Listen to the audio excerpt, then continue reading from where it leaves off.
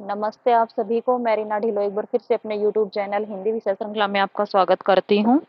आज हम पढ़ेंगे उपन्यास से संबंधित कुछ महत्वपूर्ण प्रश्न जो आपके लिए बहुत ही ज़्यादा बेनिफिशियल रहने वाले हैं। तो देखते हैं सबसे पहला प्रश्न, नूतन ब्रह्मचारी किसका उपन्यास है? तो नूतन ब्रह्मचारी बालकृष्ण भट्ट का है और इनका जन्म 1844 ईस्वी में हुआ था। ठीक है।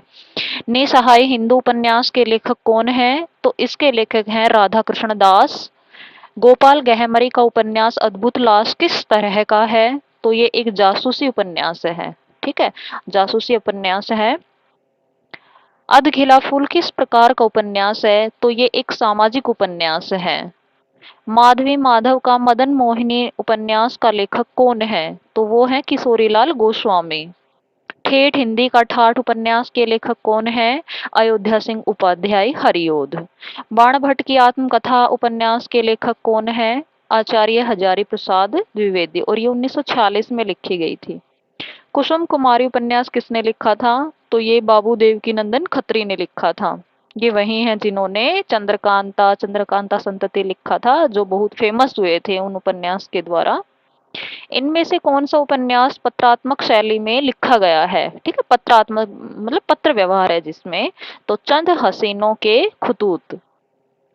शुरू में किस उपन्यास का पठन सुख लेने के लिए लोगों ने हिंदी पढ़नी सीखी? तो चंद्रकांता संतति मतलब इतना अच्छा उपन्यास इन्होंने लिखा खत्री जी ने कि जिन लोगों को हिंदी नहीं आती थी उन्होंने भी हिंदी सीखी उस उपन्यास को पढ़ने के लिए। भारत के विभाजन की त्रासदी का वर्णन करने वाला उपन्यास इनमें से कौन सा है?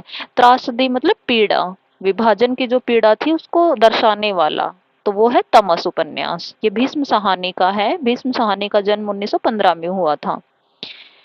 प्रेमचंद के किस उपन्यास को ग्रामीण जीवन और कृषक संस्कृति का महाकाव्य कहा गया है? तो ये गोदान को कहा गया है और ये 1936 में लिखा गया था।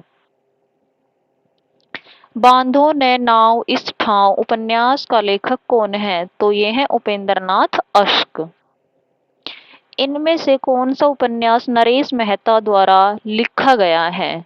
तो यह पथबंधु था, नरेश मेहता द्वारा लिखा गया है। सो अजान एक सुजान किसका उपन्यास है? तो ये भी बालकृष्ण भट्ट का है और इनका जन्म पहले बता चुकी हूं मैं, 1844 में।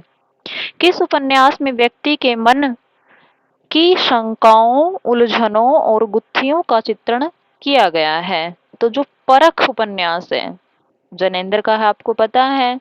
तो जैनेन्द्र ने परख उपन्यास में मन की शंकाओं, उलझनों, क्योंकि ये एक मनोवैज्ञानिक, मनोविश्लेषणवादी उपन्यासकार थे, तो इन्होंने मन की शंकाओं, उलझनों और गुत्थियों का चित्रण किया है। जासूसी उपन्यासों का प्रवर्तन किसने किया था? तो ये आपको पता होना चाहिए कि जासूसी जो उपन्यास हैं उनके प्रवर्तक थे गोपाल गहमरी। इन्होंने बहुत ज्यादा जासूसी और एआरई से संबंधित उपन्यास लिखे हैं। ठीक है, तो ये आपके भाई 406 से 422 तक कुछ इंपॉर्टेंट प्रश्न मैंने करवा दिए हैं। आशा करती हूँ आपके लिए बहुत ही उपयोगी रहेंगे और अब की बार डेफिनेटली आपका जेआरएफ निकलेगा। इसके साथ ही मैं ये कहना चाहूंगी कि अगर आपको वीडियो अच्छा